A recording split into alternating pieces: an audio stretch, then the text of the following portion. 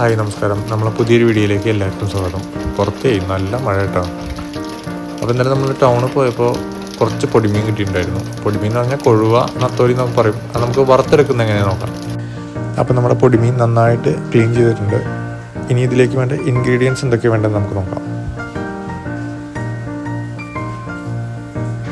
ആവശ്യത്തിന് ചെറിയ ഉള്ളി, മുളക് പൊടി, മഞ്ഞൾപ്പൊടി, കുരുമുളക് പൊടി, പിന്നെ ആവശ്യത്തിന് ഉപ്പ്.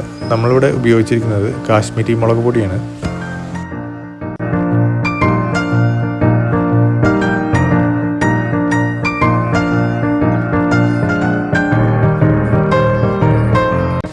അപ്പോൾ ഇൻഗ്രീഡിയൻസ് എല്ലാം ഇട്ടതിന് ശേഷം നന്നായിട്ടൊന്ന് മിക്സ് ചെയ്ത് കൊടുക്കാവുന്നതാണ്. പിന്നെ നമ്മളിവിടെ ഉപയോഗിച്ചിരിക്കുന്നത് കാശ്മീരി മുളക് പൊടിയാണ്. നിങ്ങൾക്ക് എരിവിനനുസരിച്ചിട്ട് ഇഷ്ടമുള്ള മുളക് പൊടി സെലക്ട് ചെയ്യാം. അപ്പോൾ മസാലയെല്ലാം നന്നായിട്ട് മിക്സ് ചെയ്ത് വെച്ചിട്ടുണ്ട്. ഇനി ഇതൊരു അരമണിക്കൂർ ഫ്രിഡ്ജിലോട്ട് മാറ്റി വയ്ക്കുക. പാനിലോട്ട് ഒഴിച്ച എണ്ണ നന്നായിട്ട് ചൂടായിട്ടുണ്ട്.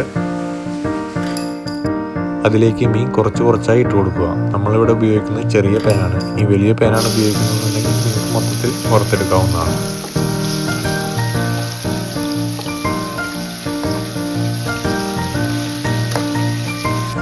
അരിഞ്ഞു വെച്ചിരിക്കുന്ന സവാളയും കറിവേപ്പിലയും കൂടി അതിലേക്ക് മിക്സ് ചെയ്യുക. എന്നിട്ട് നന്നായിട്ടൊന്ന് സ്വിറ്റ് ചെയ്ത് വെക്കുക.